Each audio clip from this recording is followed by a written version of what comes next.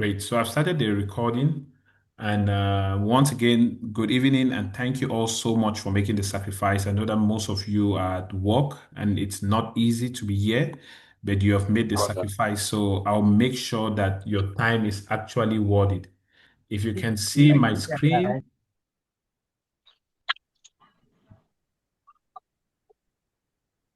great. Can you see my screen, everyone? Yes. Yes, please. Yes, we can see it. Amazing. Please just mute yourself if your background is noisy. I'm getting some noise. So the first page, the first slide is just a welcome to Talk Safety with Frank, and I'm the founder of this movement. And also, I just want to take you through the housekeeping rules because I actually sent this in the group, but it's good for us to always learn, and it's important. I can still get some noise around.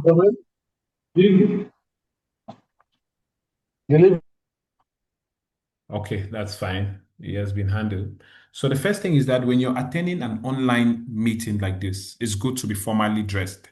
Not formally as in putting on a suit or a tie, no, just put on something that looks responsible, right? It's not only with me, but moving forward because we are all aspiring safety professionals and we are all going to be attending meetings, meeting people of very high caliber. So whenever we have a video message, whenever we have any kind of conversation or a webinar online, try as much as possible to dress decently. It's very good and it makes people know that, okay, you're a responsible person. And always try to control your mic because your environment might distract another person. You might distract me trying to give you the knowledge. And also, we have the chat box. So, whatever you have to say, please put them in the chat box. Let's discuss. And then there are other professionals in the group. Try as much as possible to know the faces of one another. Try as much as possible to know who are those senior professionals here. What can I benefit from them? Who are fellow health and safety professionals in the field? How can we come together to work? That's the essence of this community. It's all about developing each and every one. Whatever I have, I'm going to help you. I'm currently working in an international organization and working in a corporate role is quite different because I've had the experience of being a construction safety manager, a logistics safety manager as well, and I'm currently in the marine industry. So I can help you a lot with my experience, but don't only rely on me, rely on each and everyone in the group as well. So these are the kind of attires that you can wear. Just try as much as possible to be clean, look nice, have a good haircut and always smile. I know that we have problems, but try as much as possible to smile because I want to see those bright faces. Yeah, you already have these slides. I'm not going to waste a lot of time on it. I will just rush quickly on it. Then keep your mic muted. After 30 minutes, Frank will stop talking and Frank will listen to you. Lastly, also make good use of the chat box. This is just a photo of how you can send your messages in the chat box. If you put a message there, or maybe you put a question, another safety professional or any other person that has an answer, feel free to reply to your fellow colleagues, I can say so, or maybe your fellow friends now that we are working together. So we go to the next slide, which is all about respect. We should be able to respect one another. If someone is speaking, we should just try to give them that 1 or 2 minutes to talk. Everyone will always have a turn, right? So try as much as possible to just listen to them, then try to wait for their turn to get over. Then you can jump in and now say what you want. So this is Talk Safety with Frank. This is more about me. So what do we do? Talk Safety with Frank is a global brand. Like I rightly tell you, our focus is not only in the Middle East, our focus is globally. And why do we want to do it globally? Because we want to help fellow health and safety professionals, especially those who are transitioning from an unskilled job to a skilled job, or those who are in a skilled career and want to move into the health and safety field, or those who are in the health and safety field and want to grow in their career. So I'm not the only one who will be here. You guys are also there. You guys are experiencing whatsoever you're doing. So reach out to me as well if you want to do a presentation. I'll work with you on your presentation and let's do it. It's not all about Frank, it's all about us. So this was created on the 1st of August 2025. That was approximately 6 months ago. And I've been able to record over 60 videos. Like I always tell everyone, people tell me, Frank, I don't have time. I've paid for a course. I cannot study. I'm living in a bed space. It's too rowdy. You have to look for a solution. Whenever there's a problem, there is a solution. I work in Dubai. I live in Ain. I drive 1.5 hours, sometimes 2 hours to work, and I'm back home. As you can see, I've not even changed. I'm here till 9 p.m. and I have one-to-one sessions after 9 p.m. I might go to bed at 11, get up at 3 a.m. to record the videos that you see on TikTok, edit those videos and post them. So whenever you want to do something, know that you should be determined, you should know what you want in life, and you should work hard on your target. You'll definitely achieve it. And I'm so happy that we have achieved 5,000 followers on TikTok within 6 months. This is an educative channel. This is not a channel where people dance naked and they have a lot of views, right? This is something that people go to get knowledge. So if we have been able to grow this fast within 6 months, it means that we are doing something good. And it's not only me, each and every one of you have played a very vital role in this. And that's why I say thank you so much. This is just the beginning, and we'll keep striving. We are still struggling on Facebook with 216 followers in 6 months. We are not giving up. So each and every one of you, you have to get on top of it. Facebook, Instagram, YouTube. So we are trying to build.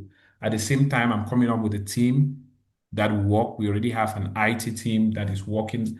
So I'm looking for other team members that will be joining us subsequently.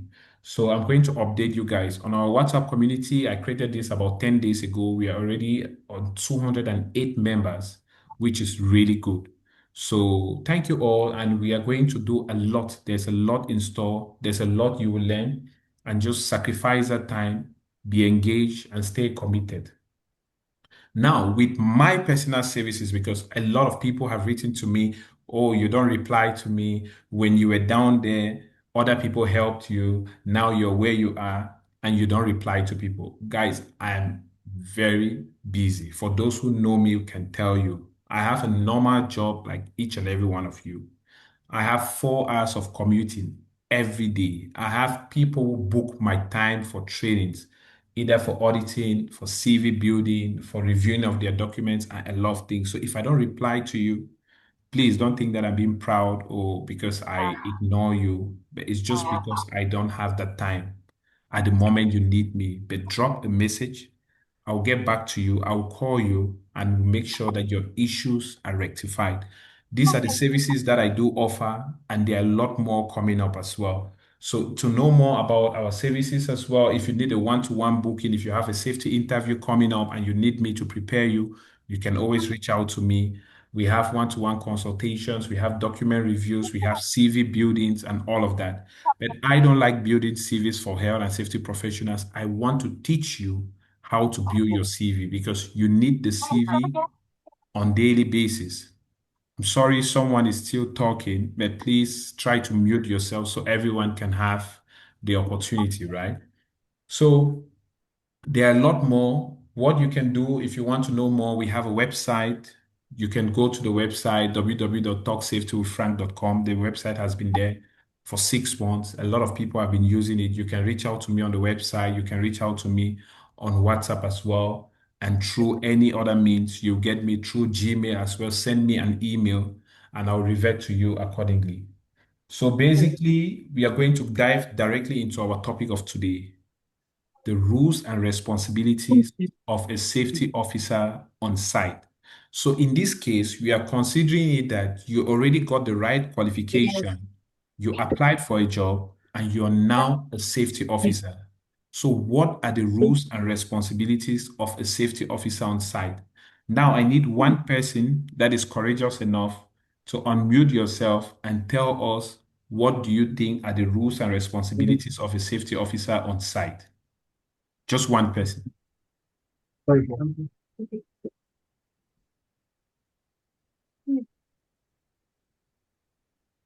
Or do you guys want me to call someone? I'm seeing a lot of handsome and beautiful faces here in front of me, smiling, Good, and no one is talking. good evening, Mr. Frank. Good evening, Mr. Abdul. How are you? I'm doing very well. I hope you are doing good too. Yes, I am. Thank you. Welcome. And I want to use this opportunity to, yeah, answer the question. Okay. Okay, as a health and safety officer, your first role and responsibility on the site or in any industry or any field you find yourself is to make sure that the workers, they come to work safe and go home safe. So if we take come work safe and go home safe, there's a whole lot that we is our responsibility to follow. Uh, every day you need to do the you need to follow, you need to, do a little bit control of all the site to see what is the hazard that you can, put the control measure to make sure that it will not harm anyone on site. Okay. Amazing. Apart from that, also, if something happen, you are the responsible of first aid. Okay, anything happen to the workers, they give you a call. Quickly, you have to give a support, give the first aid, call any car that is available to take if the incident that happened is too high, you can take the workers to hospital so they can take care of him. Also, we have to make also the report. There's incident report. There's also um, accident reports, medical reports. Okay, apart from that, also, you have also to communicate with your colleague at work from every department.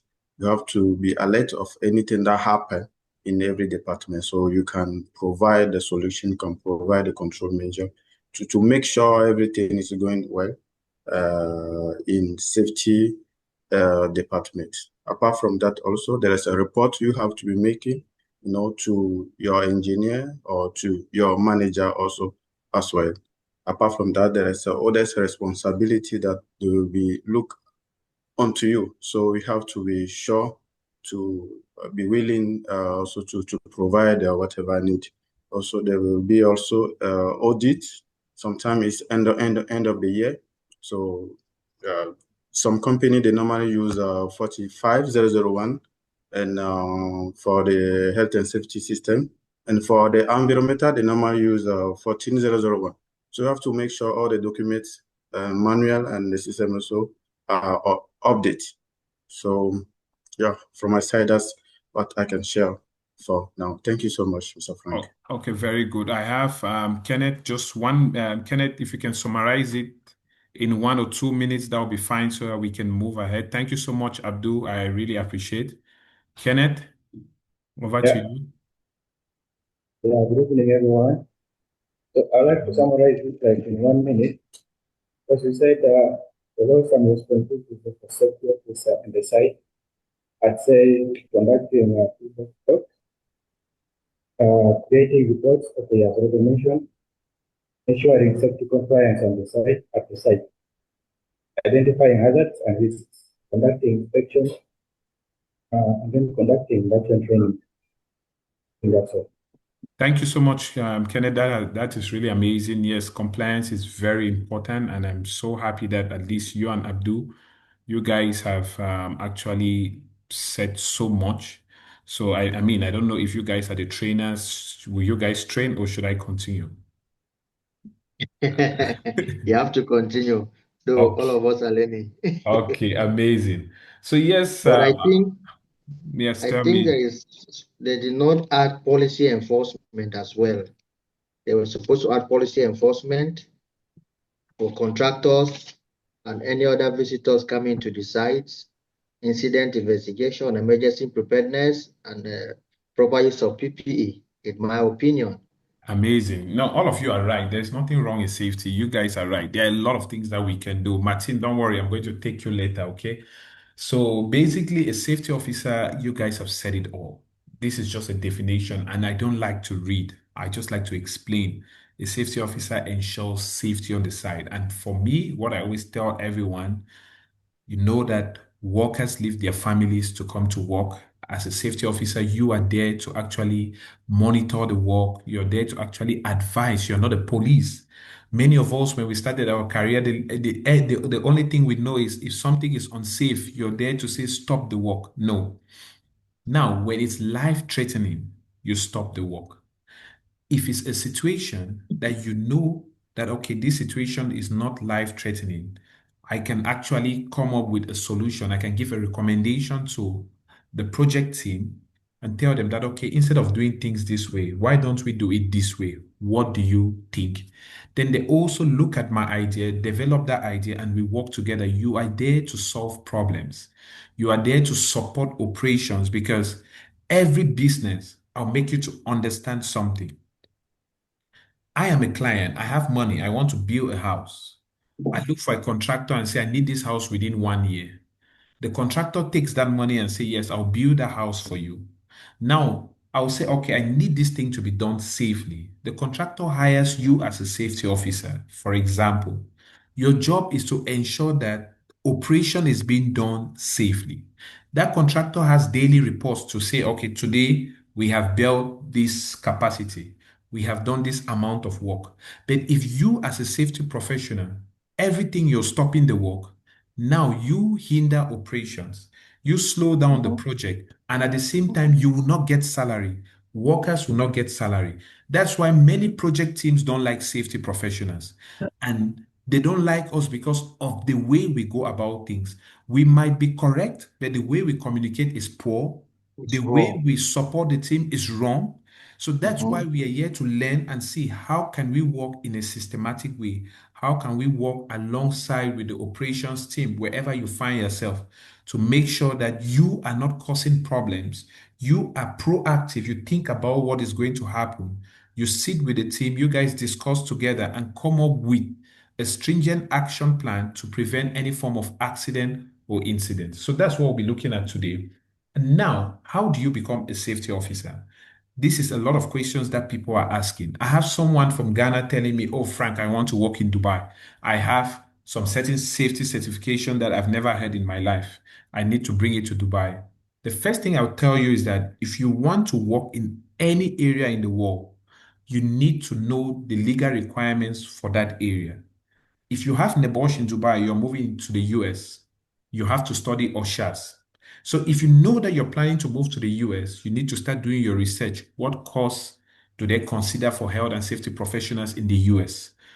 How much does it cost? What's the duration of studies? You need to start planning well ahead of time.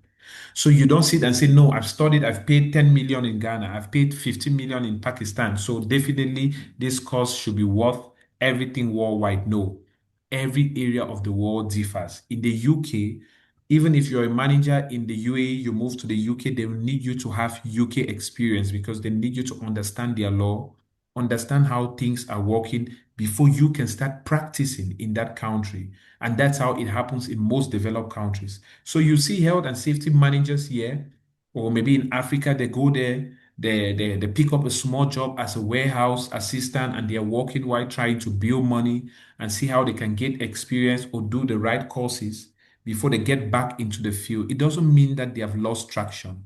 It simply means that they are trying to understand how that country works and get things along. When you apply in the UAE, the first thing they ask you is UAE experience. Ask yourself a question: why do they need experience? Because in UAE, if you're working, for example, in the construction sector, automatically you know that from June to September is summer, is very hot. So during this period, workers need hydrolyte. This is how you can manage the site. This is what is already being done. But if a company hires you, they don't have a lot of budget and you don't know anything. Instead of you solving their problem, they have to solve your own problem before you solve their problem. So now you become a problem to them. So they don't have that time to train you and let you get that skill because there is no assurance that once you get that competency, you will stay with them. You might get the competency and after 6 months, you get called from another company and you leave them. So that's why companies will look for experienced professionals and you say, no, they are not giving the chance to freshers because of this risk. So we need to understand how companies think. What are also the risks of them hiring freshers? Because some freshers will go there, They don't know what to do. Accidents happen. At the same time, when police come and start saying that, oh, your team is not competent, oh, the safety officers does not even know what they're doing, they'll give a huge fine to that company. So while we are trying to get into the safety field or while we are inside the safety field, we need to stay current. We need to understand. We need to gain that knowledge. We need to gain that experience, that competency to know that if something has to happen, you should be one step ahead. You should understand, oh, Dubai is coming up with these new regulations. You have to read that regulation. You need to know how it's applicable to your business. You need to come up with an action plan and start working together, reaching out to stakeholders. Oh, this regulation concerns the HR. You talk to the HR. It concerns the project team. You talk to them. You guys start working and seeing how your company can grow. You need to build skills like communication skills. There are a lot of people that are intelligent. You have the certification in your hand. But once you have NEBOSH, you're fighting for diploma when you cannot speak. You're a francophone. You come to Dubai, you have NEBOSH. Build your English skills. You can learn English. You can take a course and someone teaches you how to learn to speak English and write English. Those are skills that you need to and so that you can be able to show out the knowledge that you have. It's not all about getting the technical skills, like I rightly tell you guys. You need the soft skills as well. Writing is very important. Data analysis is very important. Health and safety professionals, how can you analyze data? If you show me your weekly report, how can you analyze your weekly report to me in 10 minutes? If I'm a visitor to your site, you should be able to know what are KPIs. All of those things comes now from skills that you need to build. Driving is also a skill. You should get a driving license as well. It's very important. Now, once you have gotten those skills, once you can speak, you can communicate, you can train people, you can network with people, you can earn the trust of your stakeholders, then now you know that, okay, you're fit to work. When you get NEBOSH, you're qualified. When you get the practical experience and you're able to do the work, you have been trained and you have the knowledge, you're competent. So there is a difference between being qualified and being competent. So competence is all about knowledge, ability, training, and experience. And qualified means you have the certification, but you haven't practiced before. So now, once you've applied for the job, many of you will get the safety job, 4,000 dirham. Maybe you left from 1,200, you're on 4,000 and you're satisfied. It doesn't end there. Once you're getting into safety, that is the beginning of your ladder. You have to start climbing. You have to start taking courses. And courses does not mean diploma, masters. No. Look at your strength and your weakness. Talk to your colleagues. Those that can identify your strengths are people who work with you. Tell them, okay, what do you think I'm good at? They'll tell you, okay, Abdul, you're good at this. Roland, you're good at this. You're not good here. Look at those areas that you're not good. I know it hurts because it's not good. It doesn't sound nice when you hear people telling you that you cannot speak very well. You might be like, oh my God, is he abusing me? But take it positive. Because if you work on your low lights, you become better at what you do. Don't focus on things that you're already good at. Focus on things that you're not good at, and it will help you to get to the next level. So that's what we are looking at. How do you become a safety officer? Now, your rules and responsibilities. What are the things that safety officers must know? You have to be proactive. That one is not something that you joke. You have to think ahead. You should be able to look at something and know that, oh, this thing can go wrong. What should I do? That's what it means by you have to be proactive. Now, when you join a company, the company gives you rules and responsibilities. Trust me, I don't know how many of us are here because I'm sharing my screen. We are 80 of us on this call. But if I tell you that 40 of us on this call have not read our rules and responsibilities, you might think that I'm joking. Try as much as possible to read your rules and responsibilities. Know it at the back of your hand. Know that these are the expectations that the company wants from you. And try as much as possible to plan. Your manager can tell you that, Abdul, your focus for this week should be on work at height. There will be critical lifting. I need you to look into this. That's what your manager has told you. Now, what is your own plan to make sure that you achieve zero accidents and incidents? You should be able to have your plan, and your plan should be stronger than what your manager has given you. Because if you only do your rules and responsibilities, trust me, you will not grow. You will sit in the same place. The company will not, they'll look at you like, oh, we hired this guy, but he does not do anything. He's just doing the bare minimum. Imagine that you join a company, you're doing what they expect, and you start bringing new ideas. Workers are happy, things become better. The company will never want you to go away. They'll keep promoting you, and that's how you grow. So you should think out of the box. You should be able to come up with new ideas. You should be able to join calls like this, listen to professionals, join professional groups, see what people are doing on their site, benchmark and copy the same thing on your site. You can even tweak it a little bit to make it much better. So it's very important for safety professionals to be in professional groups. It's very important for you to understand your job. Another thing is your workers. Who are the workers on your site? What language do they speak? There are workers that don't understand English or let's say French or maybe your home language, but there are workers that understand Hindi, Arabic. Make it an effort to learn the basics in Hindi or in Arabic. Be able to say good morning, be able to tell them go this way, be able to tell them come this way, be able to train them. Identify PPEs in their language. When you say PPE, no, you make some signs. They will understand what you're talking about. And when you speak their language, it's easy because they will trust you. They will know that, oh, he can understand us. And whenever they have a problem, they'll always run up to you. So now, another thing you have to do is that understand your company. You can be in a company that has a very bad safety culture. That is a good thing for you because it will test your strength, it will test your resilience. So you have to work hard and see how you can move your company from a negative safety culture to a positive safety culture. Never compare with other professionals. If someone says, oh, in my company, they don't do this. If they do this, they are going to terminate. You go to your company and doing the same thing, knowing that, okay, fine. In my friend's company, maybe in Kelvin's company, they don't terminate when they are doing this. I go and copy in my own company. In Kevin's company, when he sleeps and goes to work 2 hours late, he gets a warning letter. I also sleep and say maybe they'll give me a warning letter, and the next day I'm out of work. So never you compare. Understand your surrounding, understand how the company operates, and be able to work with the company based on their style. Try to make them understand that you're with them, and then now you can work to improve on their system. Don't just join the company and start saying this is a mistake, this is a mistake, this no. Identify all the mistakes, prioritize your mistakes, the gaps that they're having according to measure, medium, and minor. Whatever you know that you have to tackle as soon as possible. Whatever you know that you can do within 3, 6, or 9 months, do them. And then now, when you talk about the low-hanging fruits, the small things that does not really matter, don't put your focus on that. Put your focus on the critical things. It's very important. Now, what should you know as a health and safety professional, irrespective of your field?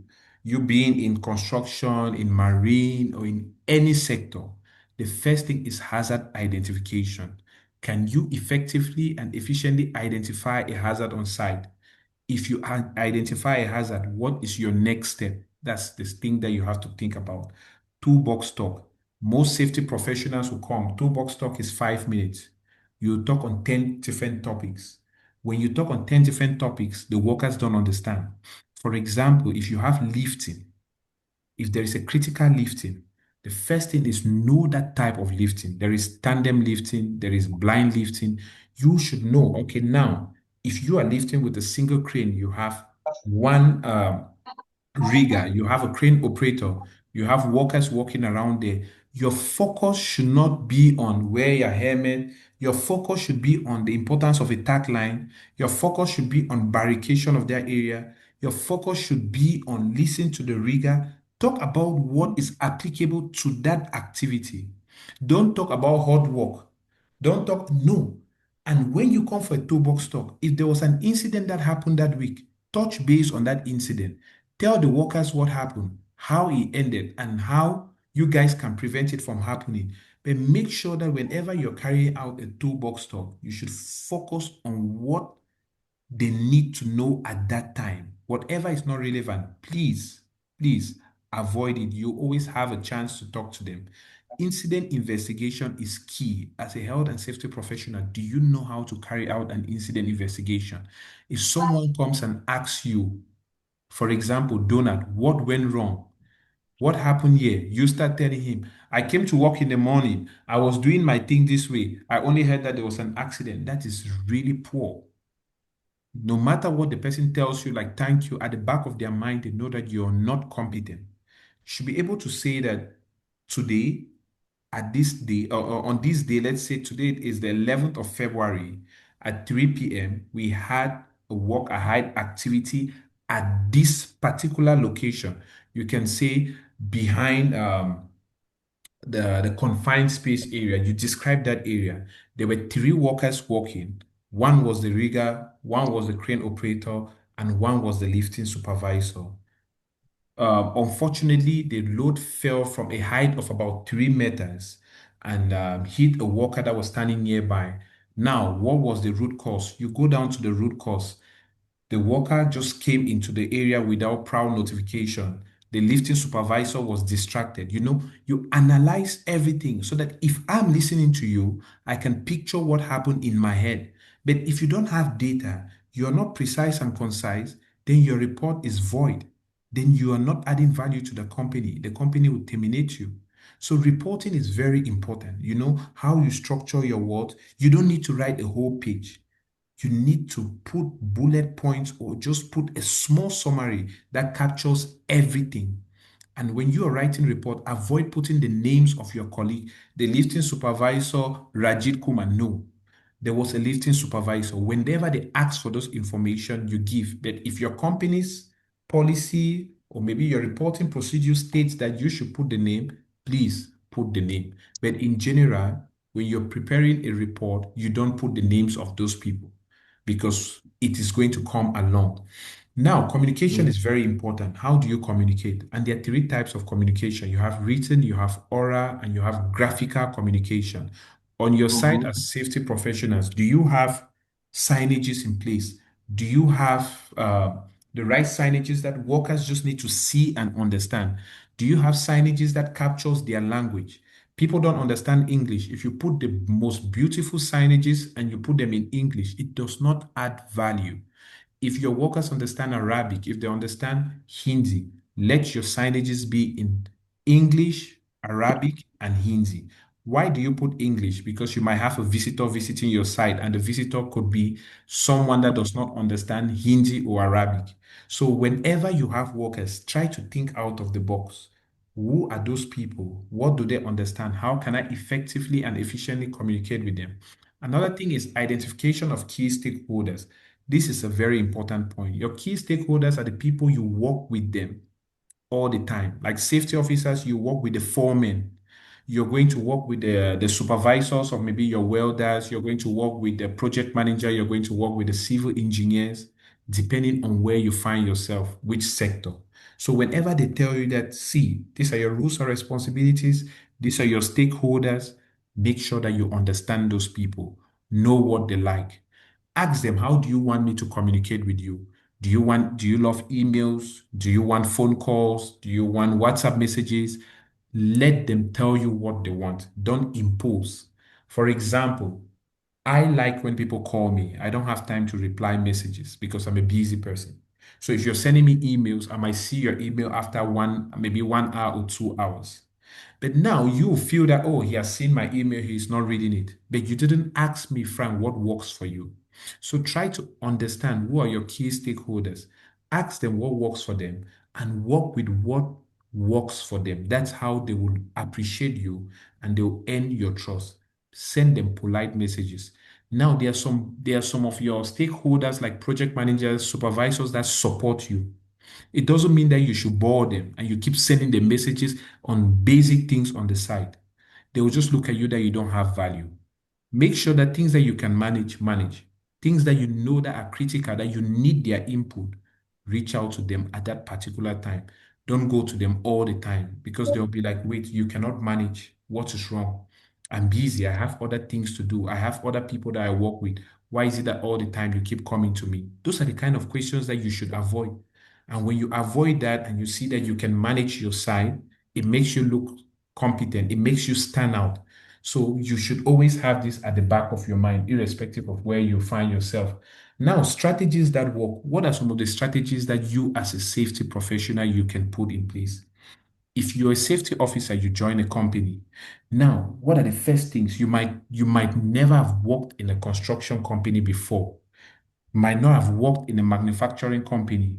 But when you join that company and they tell you that this is your site, the first thing that I'll advise you is to look at the heavy equipments that are on that site, equipments that are constantly being used. When you identify this equipment, what's the next thing that you do? Go online and ask and try to find out, okay, now, what are the hazards and control measures that are attributed to this equipment? You take those hazards and control measures and you put them in place. Mr. Mahmoud, please, can you mute yourself?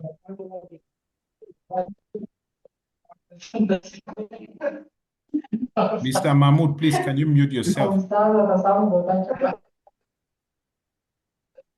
You take those hazards and control measures, you put them in place, you now understand. You go online on YouTube and say, how does this equipment work? How is it hazardous to people in the same area? Now you watch those videos and you make your notes. That will help you, that will guide you on how to manage that equipment on site. Now, once you have done that for all the heavy equipment, it will be much easier for you to know, okay, with this equipment, this is what can happen. Then you start putting your measures in place. Also, you have to deep dive into the record. You should not just join a company and start making noise. Oh, this is not right. No.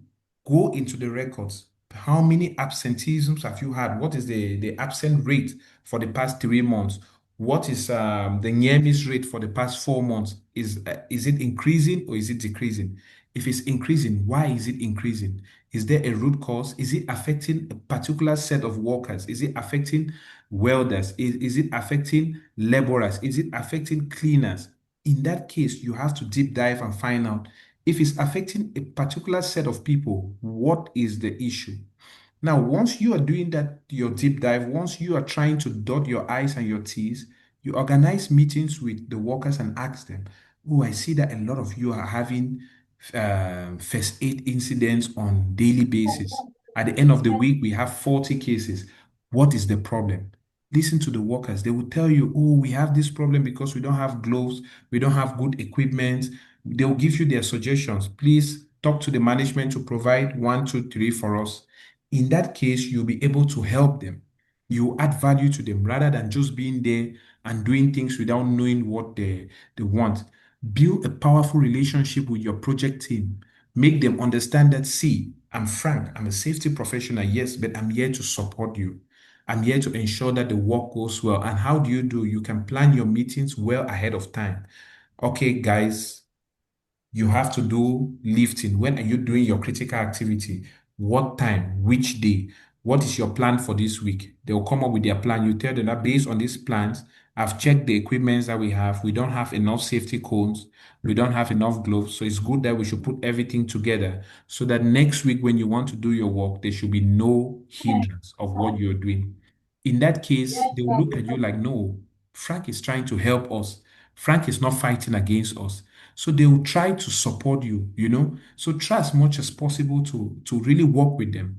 Organize reward and recognitions.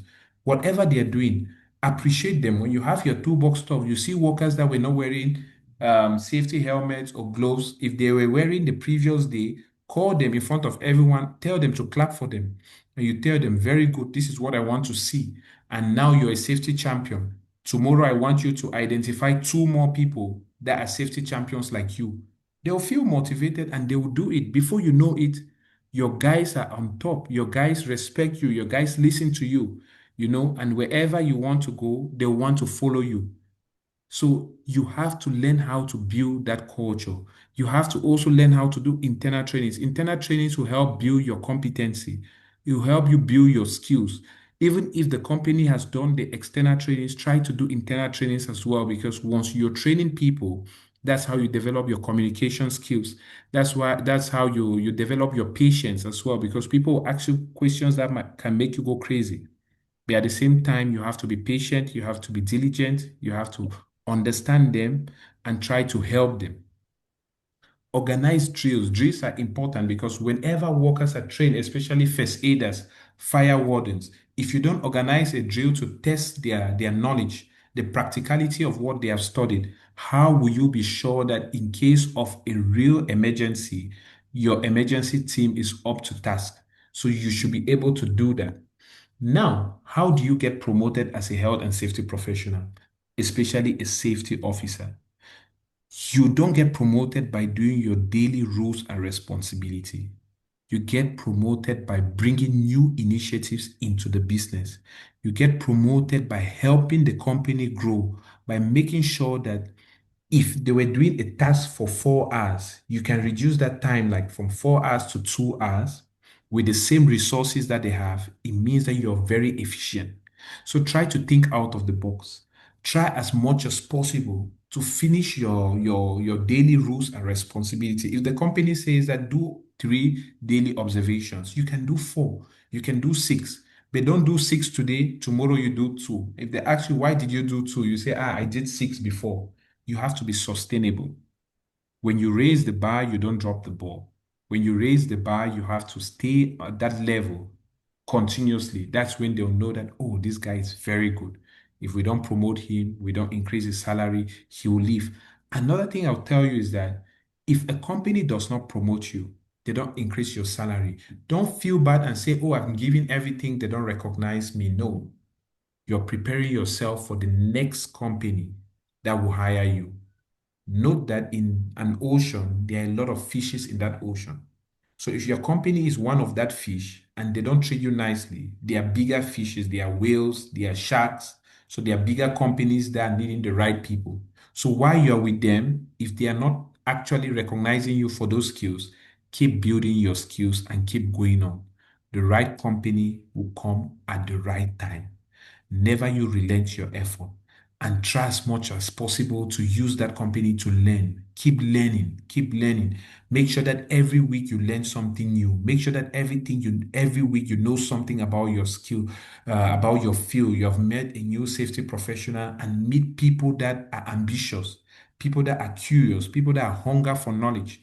Don't meet people that drink all the time. Don't meet people that don't have future plans. Don't meet people that will derail you. You might have your dreams like, oh, I want to be a safety officer in the next 6 months. Your friend will say, oh, I knew about 10 safety officers there that they have had NEBOSH for 15 years. And you're telling me that you have NEBOSH today and get a job. Now, when you're with those people, they demoralize you.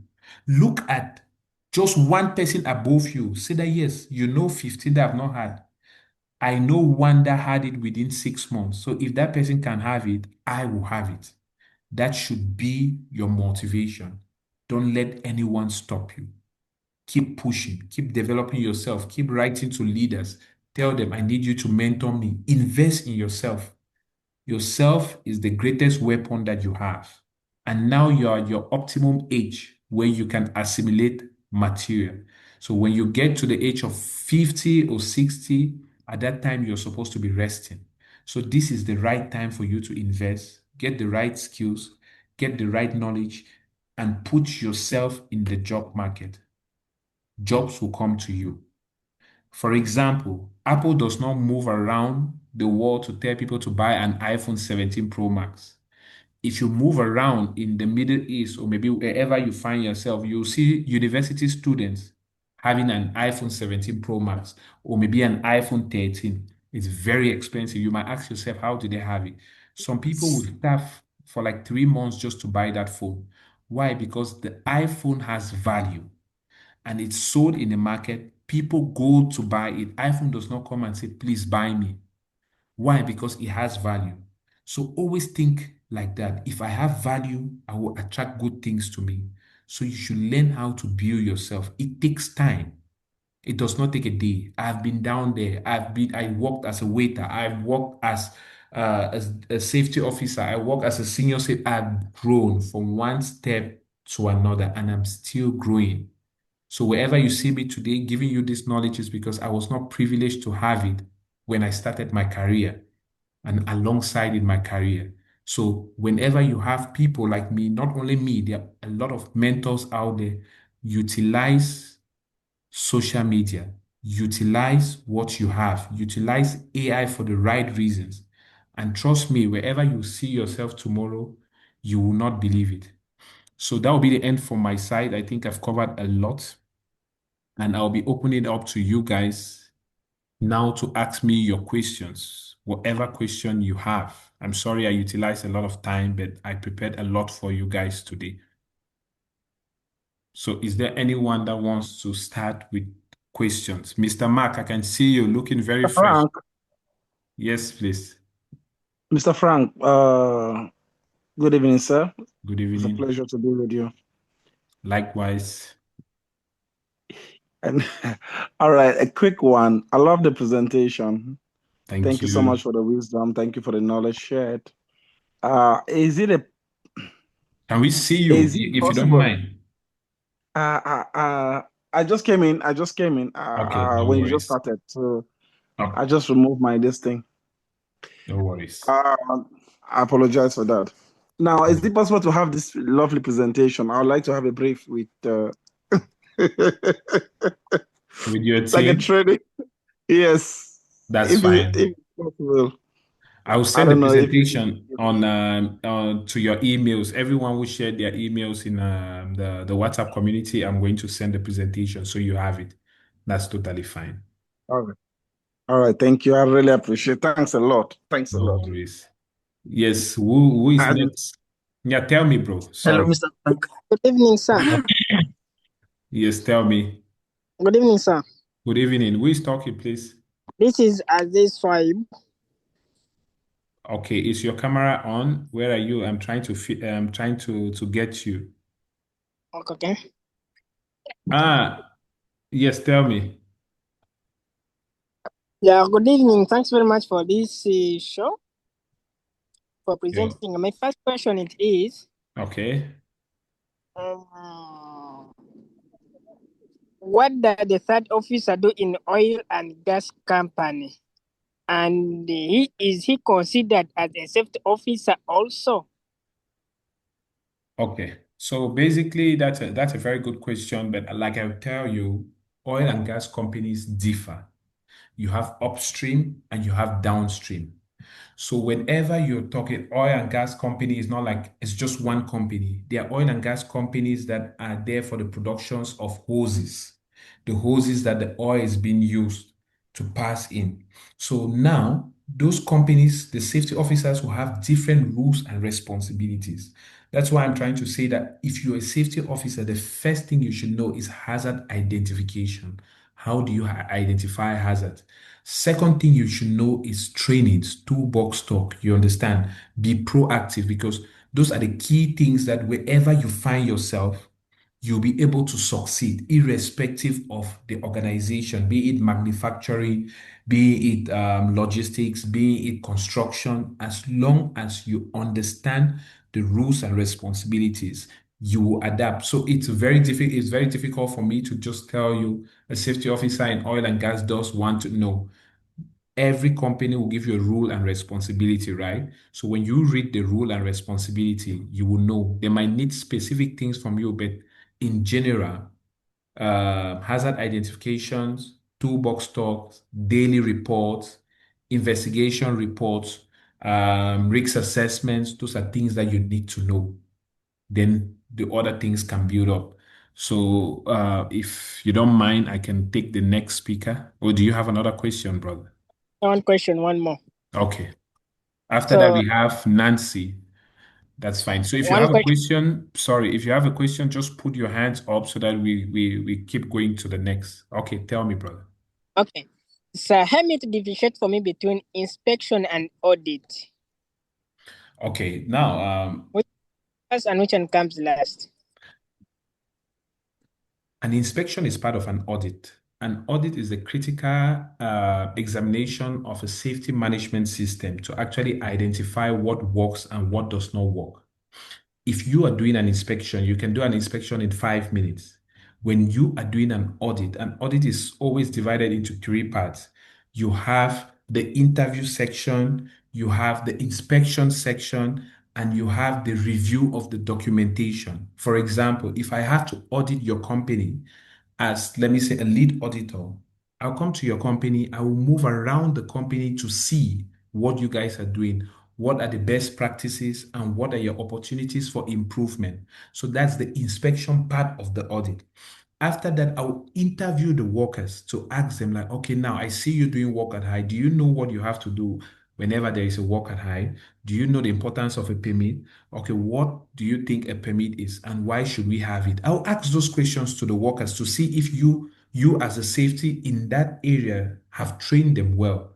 So based on the questions that the answers that they'll give me, I'll be able to know, oh, a lot of things are going on well, or there are some things that you need to polish them up, or maybe the training was not effective, and I'll give you those findings. So an inspection could be 5 minutes. I could tell you that get into your room and look at what is unsafe for maybe children in your house. You get there, you inspect, but when you talk about audit, audit is very critical. Audit is different from an inspection. I hope that helped you. Mr. Frank? Yes, I think Abdul, we have Nancy, then we can pick you up if you don't mind. And after you, we have Dennis. Okay. I don't know if Nancy is there. Yes, I'm still here, Frank. Hi, how are you? Good, Nancy. So I had a question. Okay. For someone thinking of transitioning into HSEQ. Yes. So just I needed to pick your brains on this. Like, how is usually the transition after you get the papers? Do you go directly and will they ask for like a skill, or will they also look at the transferable skills that you have? That's a Like, how is usually the transition? No, that's a very good question. That's a nice one. I, for one, I did biochemistry in the university. I minored in medical laboratory. I worked in the hospital in my home country, and I didn't like working in the hospital, so I switched to safety so many years ago. So basically, whenever you do, there is no prerequisite before you do NEBOSH. NEBOSH is just like high school certifications in terms of health and safety. So once you do NEBOSH, you're being considered as having the entry level. It's a level 3 certification. So once you do NEBOSH and you have maybe like now you're doing attending webinars, you can be visiting sites to learn, and you're posting about it. You go for an interview and you're able to clear that interview. Nobody asks you about what you studied before. Now, for example, I know Nancy, we have worked together. She's an accountant. She knows how to deal with numbers. She'll know how to deal with data. So that would be your strong point. So for example, if you're seeing that the number of first aid cases are increasing, you can easily say, oh, there's a trend. I've identified a trend here. Those are the skills that you will use in making your report. Your reports will stand out because you have been an accountant and you have dealt with a lot of figures. So in that case, the company will be happy. And if you want a company that can utilize those skills, then a logistics company will be the best for you. Like Amazon ships 150,000 items in a day. So safety professionals are like, okay, if we are shipping this amount, now we are having like 2 first aid cases, we are doing well. So you can analyze and it will help you a lot to prepare reports. In construction, they need more of a technical safety professional, someone that actually understands the technicalities, like a crane, looking at the load chart, what angle should we lift? Now, okay, you're looking at the safe working load of equipments. Can this, let's say, this deshackle be used to lift this equipment and all of that. But in logistics, you don't have any of those. It's all about reporting and training. So once you are transitioning, don't have any fear. As long as you have NEBOSH and you're applying for a safety officer role in, let's say in the Middle East, you're good to go. If you're going to the US, you need to do OSHAs. If you're in Africa, they might not need NEBOSH. They might need other qualifications. Just look at what cells in that area, do the course and transition. So there is no problem, irrespective of where you're coming from. I All hope that right, thank you. answers your question. Yes, it does. So technically, they won't ask for like an experience as long as you have the NEBOSH. Like that's the entry point No, so for. basically every company asks for an experience. And this is one thing that I wanted to tell you guys about. It's 9 o'clock. If you guys want us to stop, we can stop, but I can do at most 30 minutes because I have a lot of things to do as well. The first thing is that once you have NEBOSH, right? I'm not going to lie to you. I'm a very practical person. You should not put less than 3 years on your CV because nobody will hire you. That's why you need these sessions. You need sessions like this to prepare yourself to understand before you go for an interview. Because you can go for an interview and you're very smart. They ask you these basic questions, you get it. Now the challenge will come in the job. So that's why now you have to start exposing yourself, knowing what safety professionals do. So when you get to the job, you get it done. And you don't blame companies. You say companies are not giving the opportunity to freshers. Let me ask you a question. You have, let's say, for example, you have $10 million today in your account and you want to build your house. You go back to your home country. Frank is a graduate from the university, and I tell you, yes, I studied in the university. I had 3.5 GPA. I was the best student, but Frank has never built a house before. Will you entrust that money with me to build a house for you? Not at all. Very good. Why will you not give me? I'm the best student in school. I'm very smart. Why do you not give me 10 million? Because you're not having the experience. That's the point. Yeah, of course. Theory is different from practical. Very good. So you cannot say that I went to a driving school. I had the best. They asked me 100 questions. I had 100 on 100. Now you go to RET and say, I want to drive a taxi. Give me the car. I'll start driving. They'll look at you like a madman. They'll say, what is this guy doing here? Can you leave this place? So basically, when you have the qualification, when you have the certification, you are qualified. You're not competent. So now you need training, you need mentorship. There are some managers that can open their site and say, okay, we are willing to train. That's why I'm creating a community and I'm trying to reach out to senior managers to see, okay, can you join my community? I'm having a lot of beginners here. Do you have sites that they can come and learn? There's some that will tell you, okay, we want you to pay. And if you are eager for knowledge, you want Thank to you. learn, go and do it, pay for it and learn. والله ما كمية عندك فريدة. You go there and learn. So it's all about you investing because you're investing in yourself. This is something that will give you money in the future. Yeah. So that's what you should always think about. Don't think, no, I have this 500, I'll keep it in my bank account. You eat the money after 2 days. But the knowledge you get, the skills you get, you will never lose them. That's something that will take you through your lifetime. So that's why we're trying to look for senior managers. We have engineer Ameye that opened his site and mentored one junior professional as well. And there are other seniors that are here. So we also have, I don't know if Bestin is here as well. He is answering a lot of questions in the group, and he's a senior professional that is helping a lot of people. So please try as much as possible to invest in yourself. Don't only have NEBOSH and start applying. No, build your communication skills. Start preparing for interview questions. Start looking at, oh, what are some interview questions? How can I prepare? If something is coming up, would I be able? If they put you in front of an interviewer now and say, okay, this is a safety officer interview, will you be able to succeed? So don't only wait. A lot of people tell me, oh, I just wrote IG 1 and 2. When I have the result, I will start preparing at that time. This is a career job. It's not a waiter job. It's not a cleaner job. This is a job that needs your knowledge to keep developing over time. So you need to be on your books all the time. If you want to grow, you will grow. If you want to be stagnant, you will be stagnant. Like now, there are thousands of safety professionals across the world, right? But you guys dedicated your time to come here for an hour or an hour and a half to learn, to understand. And maybe when you're going home from here, I think that there should be one or two things that each and every one of you have picked up. But there are other professionals that by now, I'm telling you, they are drinking. Some are even drunk.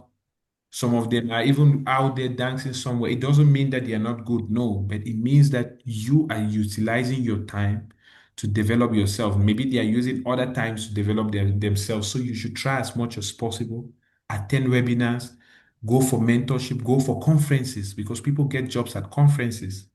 Sacrifice and go. That is how you grow. That's how you get into the field. Ask questions, be vocal, be open. If you need something, you need to go for it with your full chest. If you're hiding behind your camera, you're hiding, you don't want to speak because, oh, people will say my English is not good. Trust me, visibility is a new currency. That's why I always tell you guys every day, speak up, talk. Because if I didn't talk, you guys will not be here. And you're here now, you're going home with something, right? So that's the importance of networking and communicating. Nancy, I hope that I answered your question. Mr. Mark, I see you smiling from Mola to Hello, Mola. Mr. Frank. Yes, please. Please, can I ask something? Who is talking, please? Chris. Okay, Chris, I'll get to you. I don't want Mr. Dennis to hit me with the cap. Mr. Okay, Dennis okay. has been on. After Dennis, we have Chris, we have Abongwa, we have Abdul. Yes, Dennis. Hi, sir.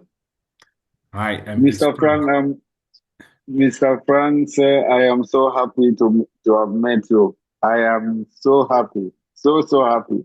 the pleasure is Because they mine. say a great leader influence followers and everything rise and fall on character. Just the way you spoke last time, and I've listened to your tapes. I am so grateful, sir. I I have really loved safety as I entered UAE. 2019, I had a yacht, but because of company jobs, it was so difficult, and COVID-19, everything also we lost jobs. I've been also in the construction field. I came as a technician here. Then, because of the ups and downs, I could not really follow my studies. I've struggled, and then attending NEBOSH classes. I finally wrote also. I was not really having time to study before writing, but I wrote just to keep the money I paid. I paid since 2019. You can't imagine. They gave me 5 years. I could not make it up. I say if I stay more than that, I will not be able to catch up. So I wrote. I had 36 in IGC one, just because I was not really having the time to study. Yes, So, and then I lost. I didn't make up for 3 points in the project. So when I found you, I'm so happy. I hope you are really going to help me to obtain it, and amazing. I'm so happy. Yeah, Amazing, amazing. So don't worry, that's not a yeah, problem.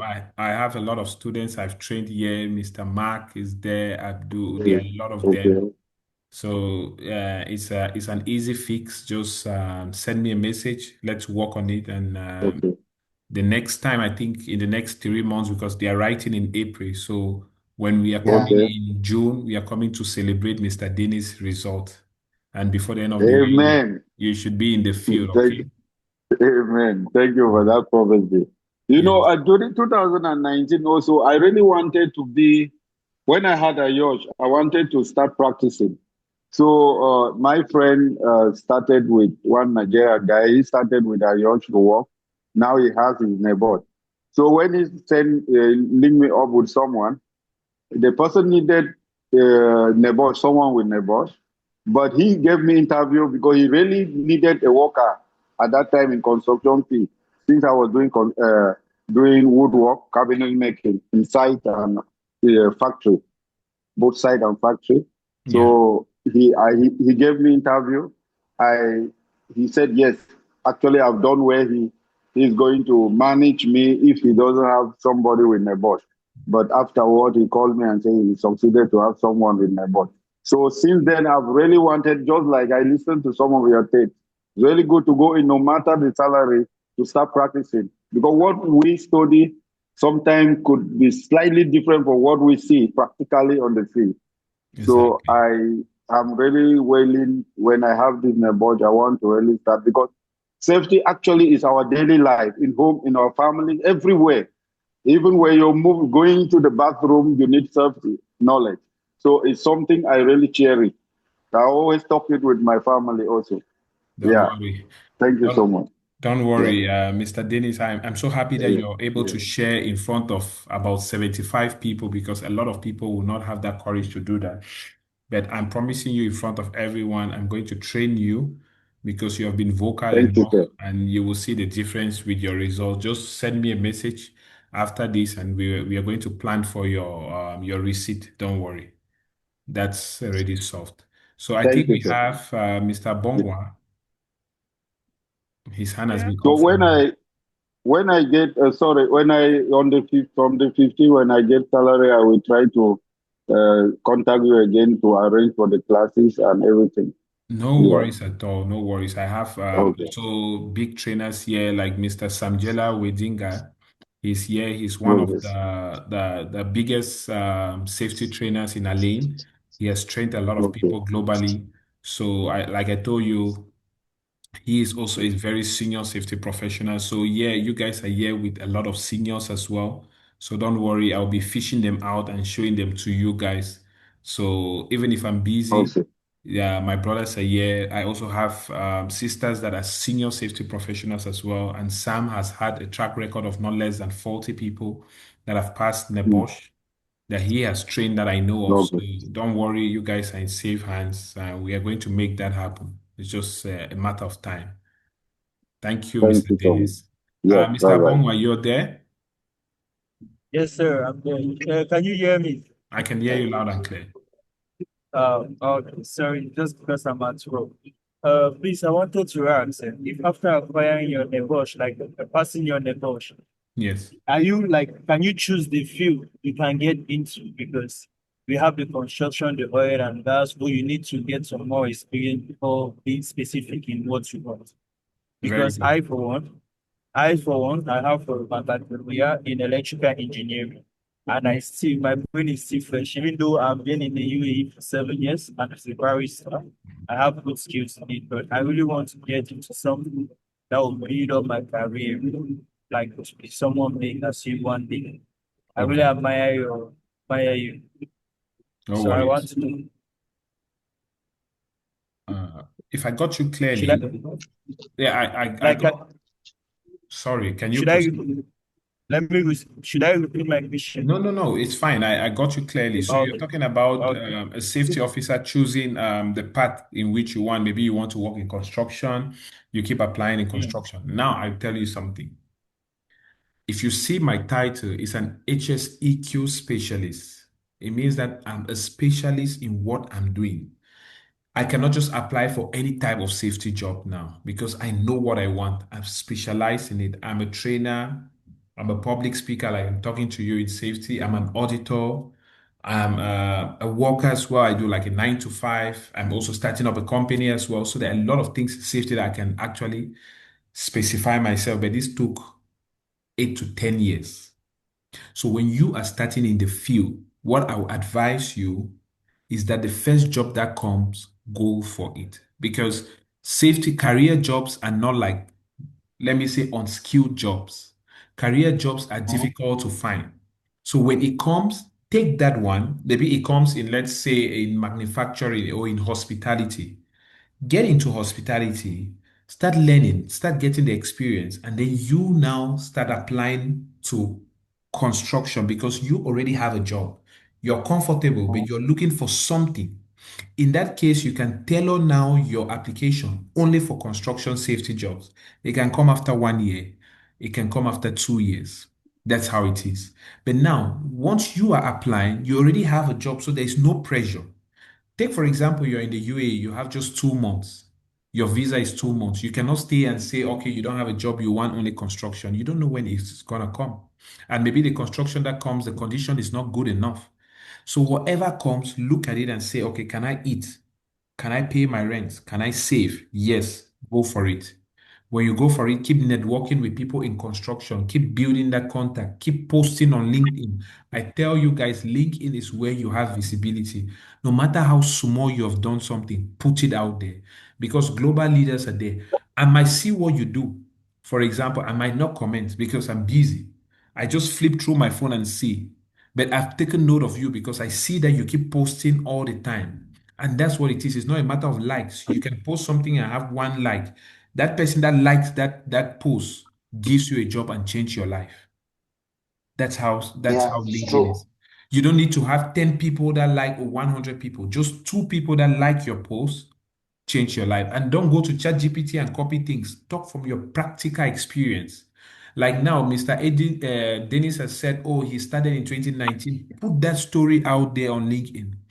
Articulate your words rightly and say, okay, right now I've got to my neighbors. I'm looking for a job. If I'm a leader, I will look at him like someone who is consistent. I'll look at him like someone who doesn't give up. I'll look at him like someone in which if I give him a task and it's difficult for him to do it, he will try to look for solutions. He will try as much as possible to deliver results. That's the kind of person I want to hire. That's the kind of mindset I need. So I will go for him. But now, if you don't post, you keep sending CVs, what will make you stand out? So those are the kind of things that we are looking at. You get my point? So it's very important, it's very pertinent for you to actually put your story out there, but articulate it in such a way that if someone reads that story, the person feels inspired, the person wants to work with you. So sell yourself out in a nice way. No matter how small you do it, put it there. Like this session you have done, you can take a screenshot with your phone, put it out there. You attended this. This was your key takeaway. You're aspiring, you're trying to get a safety job. You're hoping that by this time you should get into the field. Dear managers or recruiters, please, if you're looking for a safety professional, I might not have the right skills right now, but I'm good for the job. I'm ready. I'm willing to learn. People will give you that chance. So that's how life is. You can be lucky to have, it might not come from there, it can come from a recommendation. But when you keep doing it, people will notice you, and that's how you grow. So, can we go to the next? I think we have, let me see. I'm sorry if I missed out on there. Okay, do Yeah, you still have a Mr. question? Frank, Mr. Frank, I don't know if I can talk. Yes, please, Chris. Is it Chris? Yeah. Okay. So, a quick one. I really wanted to know from you. I don't know. It's when I got into the field, in the safety field, that I came to realize that um, being a safety officer is like always taking the shots, of taking the blames on certain occurrences in the site and all that. Now, let's say you are putting in all the efforts, all the work, you make all the reports, you make all the documentations and all that, and accidents keep happening, and you trace the root causes, you get the trends to see how you can stop it, but they keep happening, and like most of the root causes are coming from like the employees. Like, let me just put it in a nutshell, that is out of carelessness these accidents are happening, and you keep getting the blame. So if you are in that kind of a position, what can you do as a safety officer to keep your job moving, with all the efforts you are putting to make sure that you can eradicate these unwanted accidents or careless accidents? Very good. I consider that's one of the best questions that I've received today, because this shows that you really know what you're doing. And this is one of the biggest issues that safety officers face. Now, let me break it down to you. That's why I told you that you should understand your company wherever you work. There are companies that are safety inclined. They have a positive safety culture, that they think about safety. There are companies that don't think about safety, or they don't care at all. They are just hiring you for compliance, because you cannot work in the UAE without having a safety professional, most especially in the construction sector. So they just hire you and give you a salary, but they don't listen to you. Now, if you listen to me carefully, like I told you, if you have been hired in such a company, now the first thing you need to know is your contract. Do you have a limited or an unlimited contract? If you have a limited contract, it means that, okay, fine. Can you resign? You can call labor just to ask. You can try to find out, okay, if you resign before 2 years, what is the situation? However, we have a lot of people on this call that are not in the UAE. Some are in Qatar, some are in Saudi, but we are just giving you guys the context of, let's say, someone working in Dubai, because that's what majority of us know. So, okay, now in the case where you are bonded by the company because they have given you a visa and you need to survive. Let me say I'm a Nigerian and my visa, there are visa issues with Nigerians. Maybe if I resign, I might not get another job. In that case, now you have to see how you have to survive. And what you need to know as safety professionals, please never forget this. Your pen and your paper is the greatest weapon you have. Make sure that you do your daily observation. You keep sending those emails, you keep your record. Because if something happens, they will definitely put you ahead. They will throw you under the bus. They will say, no, you're the cause. You're the one who did it. But now your records is what will save you. Never have a verbal conversation. Let me give you an example. If I was in your shoes, I go to work every day. I will do my daily observation and I will send to the project manager, to maybe your safety or your civil engineer by email, and tell them today these are the observations. Please find this observation critical 3, medium 2, and then you can say like normal observations, housekeeping, and all of these 1 or 2 observations. Now, the next day, you have a chat with him. If you go there, he doesn't want to listen to you. You go back to that same email that you sent and send a continuation based on the previous email. The site is not getting better because of the following. Workers are not focusing on this. These are the observations. Keep sending those emails. If they are neglecting them, the day that an accident happens, there is what they call an accident investigation. The first thing that the police will do is, where is your permit to work? Where are your daily observation? Where is your risk assessment? Where is your method statement? As long as you have all those documents in place, the next thing will be, why did this happen? You open that email, they call it now your correspondence. You show him that for the past 6 months, these are the emails I've been sending to management because of the issues that we do have on site. I flagged this issue 5 times. On the 5th of April, on the 1st of June, on the 30th of July, on the 4th of August, because at that point in time, you might go to jail if you don't have the right documents and you pay what they call blood money for the incident that happened.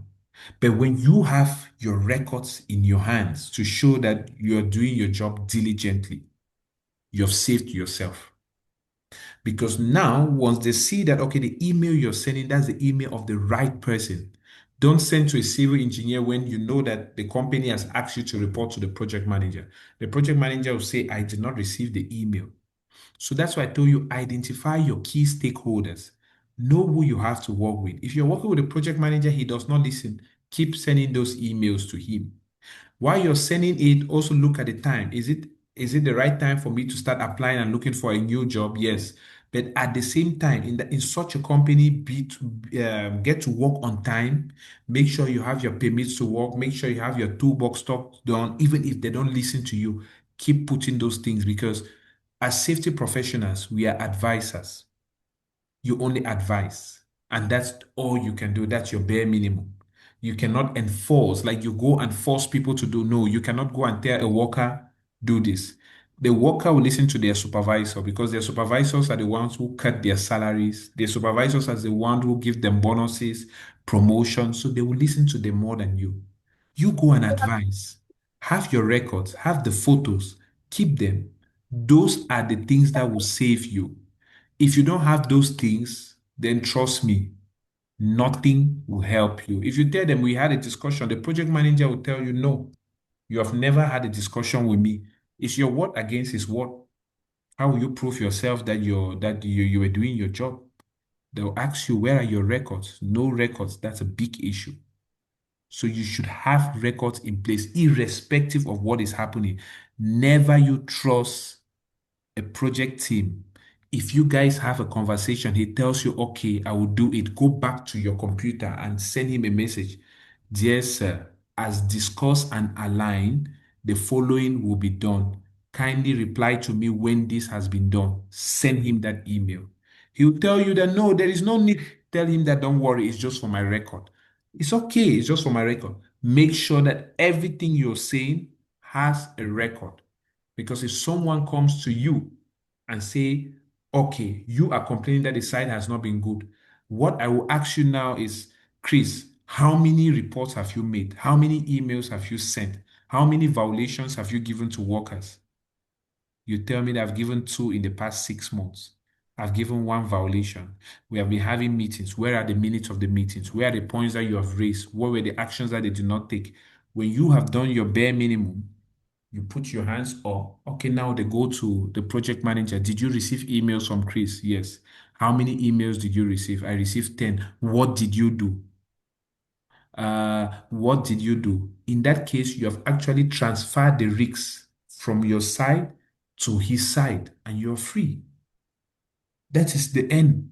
But if you don't have documents, trust me, your good has gone. And when you start applying, you don't need to fight with them. You don't need to be angry.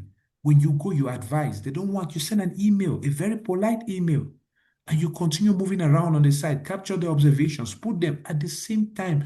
When you know that you're eligible to apply for another job, please update your CV and keep applying. Now, once God bless you, you get a new company that respects safety. You see that the knowledge you have had, that company will appreciate you and push you to grow. So whenever you're in a company, if they are doing something negative, it builds you. If they are doing something positive, it builds you depending on how you are taking what they are doing and how you are interpreting it to help you grow and to help you stand out. When they say that, okay, the workers will not go for Toolbox talk, send an email. There was a critical work at height activity that had to take place on Monday at 10:30 p.m., 10:30 a.m. near the canteen area. I reached out to the project manager at 2 hours before time, requesting for a Toolbox talk session to create awareness to the workers. The project manager did not agree to do this. This is for my information and record to state that if anything happens, I'm not to be blamed. Send it to the project manager, and that's it. If they're doing any work and you know that it's unsafe, you go there and tell them, no, you cannot do this. The supervisor says that, oh, they should proceed. Tell him that, okay, no problem. You can proceed. I have no problem. But you need to sign a document to show that in case anything happens with your Emirates ID on it, you sign with your signature, and then we have two people that are witnesses. You bring one, I'll bring one from my team. Then I'll give you the paper. If something happens, I will just show this paper to police. I told you to stop. You accepted to take the risk and you decided to do it. I'm cleared. And you are now in deep shit. So please, you have to understand the legal requirements. Like in Dubai, Dubai needs evidence. Dubai needs a minimum of two people that will stand by your side. So whenever you're working in a company, try to read the rules and regulation in that country. Try to know in this emirate what governs this emirate. If I'm working in DMCC, what governs the free zone? If I'm working in Dubai, what does the Dubai municipality says about this? How do we report? How do we manage this? Be compliant. When you're compliant, you're saving yourself. That's what I had to tell you. I hope this helps you, Chris. Thank you very much, Mr. Frank. That was quite interesting, and I think I've really learned a lot. Thank you very much. I don't know if all this, if thank you is enough, but I'm really grateful, and I wish that my question also others could learn from it. No, that's a good question. Mr. Abbas, are you there? So we have 2 minutes. We have the WhatsApp community. We can always discuss. We can always answer. You have Sam. You have a lot of people. Yes, I'm here. Yes, Mr. Abbas, can you tell me? Good evening, Mr. Frank. Good evening, everyone. Uh, I wanted to appreciate Mr. Frank. Maybe most of guys don't know Mr. Frank physically, but I know him because since he was in Amazon, I was associate that time. Before my NEBOSH, I know Mr. Frank. So after NEBOSH, is Mr. Frank I contacted again, like my first interview, my first opportunity. Then Mr. Frank took for me only 2 hours. I'm telling you guys, it's just wonderful because after that 2 hours, I just go to my interview, then I succeed my interview. I finished my first project now without any incident or accident, only 1 year miss. Thank you a lot because he keep pushing me. Anything wrong with me from my side, I'll just text him directly, will give me the solution until I complete that project from Abu Dhabi. Today I'm here, I'm trying to thank you, Mr. Frank. I don't know how to say seriously because I don't have the word what to say, Then I want just to know that when we are going to get our own learning center, because I would like to do my diploma through there, inshallah, with Mr. Frank. That's Thank it. you so much, Abbas. I really Yes. appreciate it. Yeah. Good evening, Mr. Frank. Good evening. I've even Yeah, lost traction. Yes, Abdul, Mr. Frank. yes. Okay, Yeah, Abdul, okay. yes, please. Thank you so much to be my mentor. Just every time I came online, like the knowledge, everything, I just appreciate it so much. God bless you. And my question is just about today I received an email from our auditors because our ISOs are going to expire. So the certificates are going to expire. So they asked me to prepare. So I'm trying to talk with our management. I don't know if how I'm going to do that because as I'm new, so I don't know how I'm Okay. going to. I don't know if you have any section that can help me. Okay, that's fine. I will help you on that. Just send me a message, Abdul. I always talk with you when I'm going to work. So Yes, send sir. to me and then I will tell you what to do. Okay, so guys, if you want the next session, we are going to have it next week. So I'm trying to get a recruiter that is going to support each and every one of you. So the recruiter is just going to come in and tell you how CVs are being shortlisted, how many minutes they use to review a CV.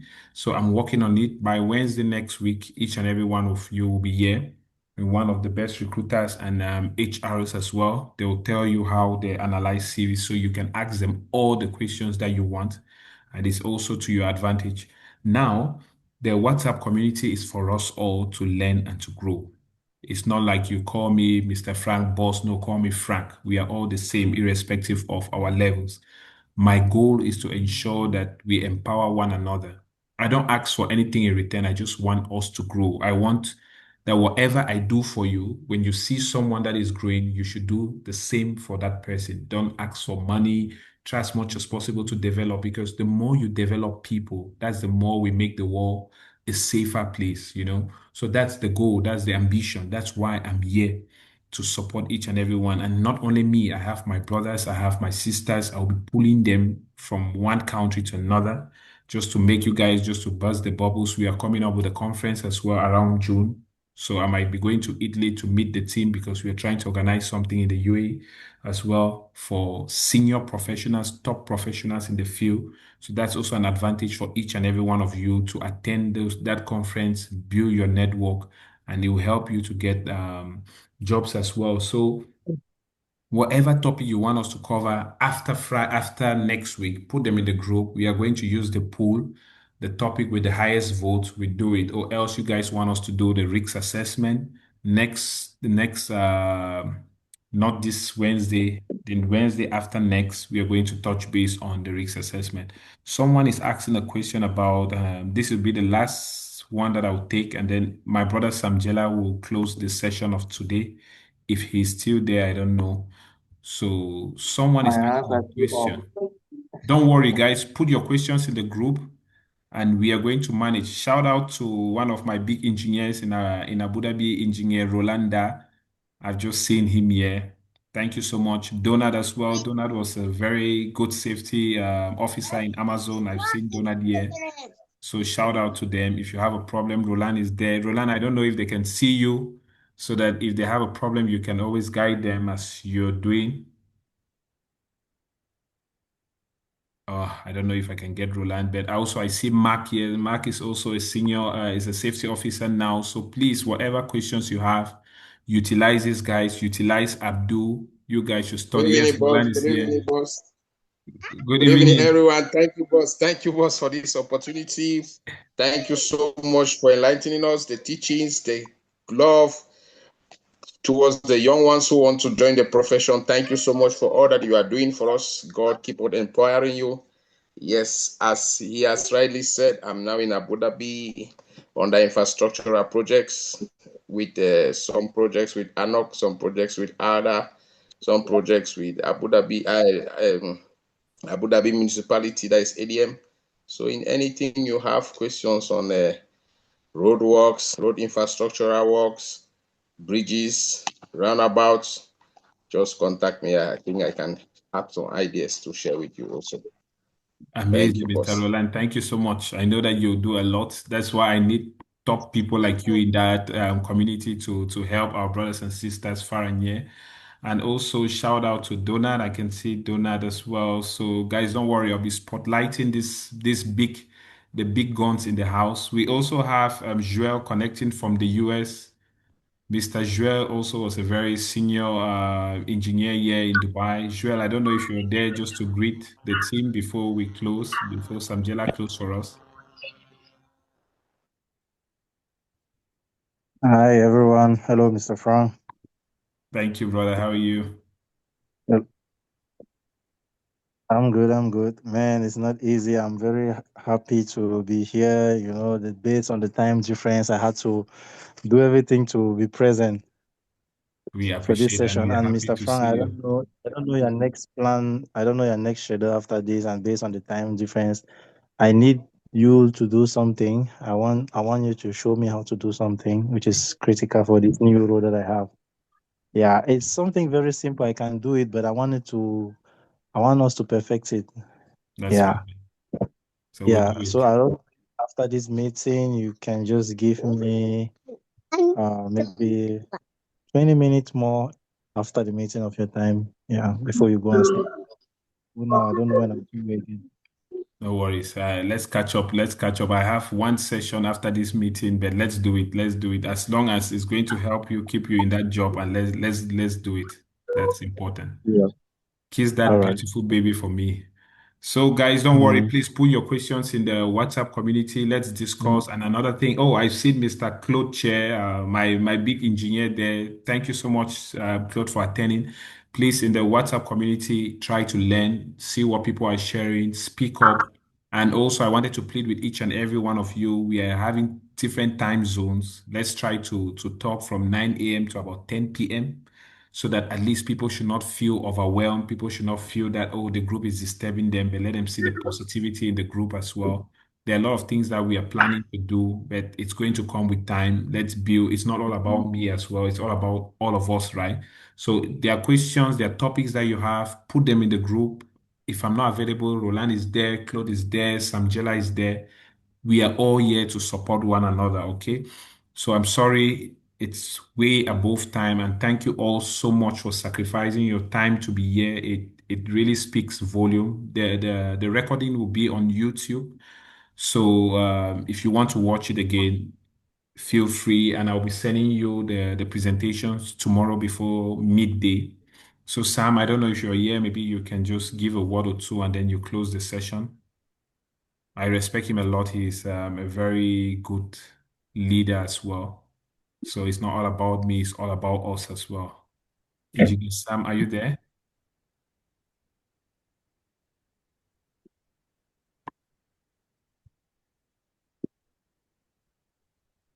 Okay, if Sam is not able to speak up, Mr. Roland, or maybe let me see, Roland has spoken. Let me look for someone who wants to close the session for us.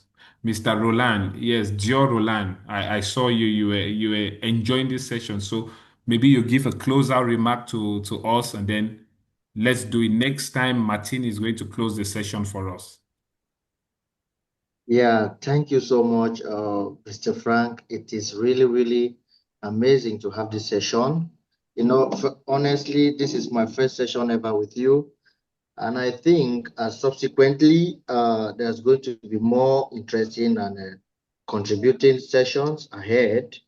I'm really encouraging each and everyone who have not yet joined. We have to sensitize most of our friends who are not aware of this to join live session by next week. So we will have so many Cameroonians, so many friends, you know, which are still looking for this privilege to join these sessions. It's really, really educative. And we can't say thank you enough. I hope we have learned a lot and we have taken a lot of notes down, which are going to go down to our diaries and to like keep reading like he advised. We should read and get down to the job. Money is not everything, but the ideas and the scope that we have to achieve, you give us a lot of materials. Thank you so much, Mr. Frank. Thank you, Mr. Roland. I just want you to greet everyone and close the meeting because you are now the official host of this evening. Okay. Shout out to everybody who attended. Shout out to Mr. Frank. Shout out to the engineers. Shout out to everyone. Please, let's try to be in time next week. Ciao. Thank you all so Thank much. Our you. big boss has Thank spoken, so it's you. time for us to Thank you go and very much. sleep. Thank you so much. Good night to everyone. Thank you. Good night. Thank you so much, Mr. Night. Frank, and Thank you everyone. so much. Thank you very much, Mr. Thank you. Frank. Thank you. Right from